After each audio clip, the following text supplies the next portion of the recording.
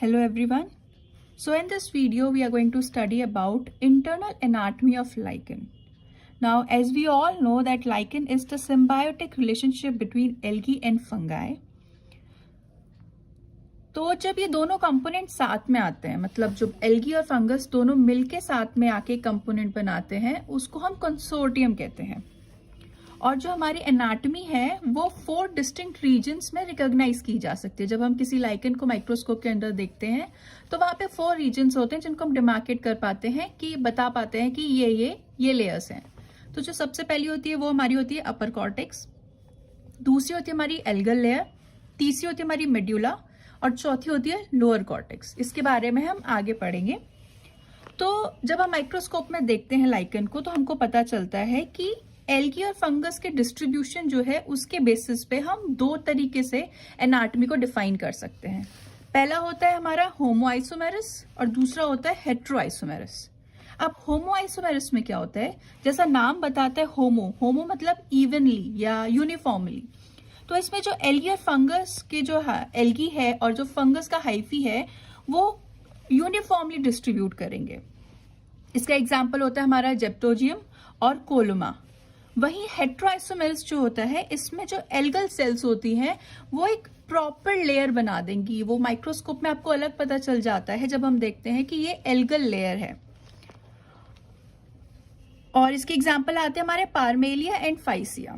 तो अब जैसा कि आप इसमें देख सकते हो डायग्राम में कि होमो आइसोमेरस का डायग्राम क्या है कि फंगल हाइफी है और बीच में कहीं कहीं एल्गी है, बट ये इवनली है, मतलब आप ऐसे डिमार्केट नहीं कर पाओगे कि ये एल्गल पोर्शन है या ये फंगस का पोर्शन है। वहीं हेट्रोआइसोमेरस में जब आप स्ट्रक्चर देखते हो तो you will see that we have upper cortex, फिर बीच में एक आती है एल्गल लेयर और उसके बाद मेड्यूला आता है, फिर लोअर कॉर्टेक्स आती है। लोअर कॉर्टेक्स में कुछ स्पेशलाइज सेल्स होते हैं जिनको हम राइजेंस के नाम से जानते हैं। नाउ हम हर लेयर को इंडिविजुअली पढ़ेंगे।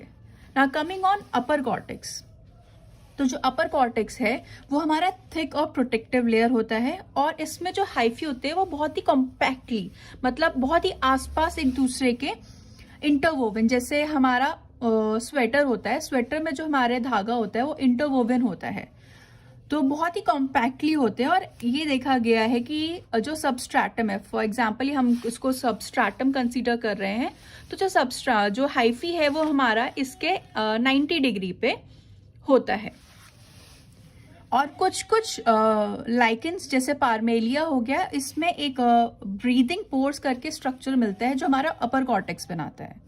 Now coming on to the second layer, algal layer, जिसको हम गोनीडियल लेयर भी कहते हैं। गोनीडियल लेयर क्यों कहते हैं, क्योंकि यहाँ पे रिप्रोडक्टिव सेल्स जो गोनीडियम होते हैं वो प्रेजेंट होते हैं। तो जो फोटोसिंथेसिस वाला काम होगा वो हमें पता है कि एल्गी करता है, तो जो एल्गल लेयर है यहाँ पे वो होता है। Now coming on to the third layer which is medulla. इसमें क्या होता है कि सेंट्रल पार्ट होता है थैलस का और इसमें जो हाइफी होती हैं वो लूजली अरेंज्ड होती हैं, जबकि हमने अपर कॉर्टेक्स में देखा था कि बहुत ही कॉम्पैक्टली अरेंज था। तो यहाँ पे जो ये हमारी हाइफी है इनके बीच में स्पेसेस होंगे, बल्कि यहाँ पे जो है हमारा बहुत ही कॉम्पैक्टली अरेंज है, तो यहाँ पे स्पेसेस नहीं है। अब आते हैं हम फोर्थ लेयर जो है जिसको हम लोअर कॉर्टेक्स कहते हैं। यहाँ पे भी सेम एज अपर कॉर्टेक्स की तरह बहुत ही कॉम्पैक्टली अरेंज्ड होते हैं, बट एक चीज होती है, जैसे हमारे यहाँ पे हाइफी जो था वो परपेंडिकुलरली अरेंज था सबस्ट्रैटम के, बट अगर हम यहाँ पे देखेंगे लोअर कॉर्टेक्स में तो ये either it could be parallel और perpendicular to the surface of the thallus. और कुछ जो सेल्स होती हैं लोअर कॉर्टेक्स की वो स्पेशलाइज्ड हो जाती हैं इनटू सेल्स नोन एज राइजेंस। तो राइजेंस का काम क्या होता है, अब आप यहाँ पे देखो ये जो स्पेशलाइज्ड हैं ये नीचे लटकी हुई हैं, तो इनको कुछ ऐसा लग रहा है कि काइंड ऑफ ये रूट की तरह मतलब दिख रही हैं। तो इनका काम क्या होता है राइजेंस का, कि जो लाइकन है जब वो सबस्ट्रैटम पे अटैच करेगा तो उसके अटैचमेंट में ये हेल्प करता है, जो ये स्ट्रक्चर है राइजेंस का। और सबसे एक आता है लास्ट में साइफेली जो है ये बहुत ही इम्पॉर्टेंट पॉइंट है जो काफी एग्जाम्स में पूछा गया है। जैसे साइफेली जो होता है टीजीटी पीजीटी के एग्जाम्स हो गए उनमें साइफेली पूछा जाता है। तो ये क्या है, एक पोरस स्ट्रक्चर होता है जो एनालॉगस होता है स्टोमेटा के, और ये क्या करता है, हमको पता है कि स्टोमेटा का काम होता है gaseous exchange in higher plants, तो साइफिली का जो काम है वो क्या है, गैसियस एक्सचेंज पे हेल्प करता है। So this was all about internal anatomy of lichen. Hope you like the video. Thank you.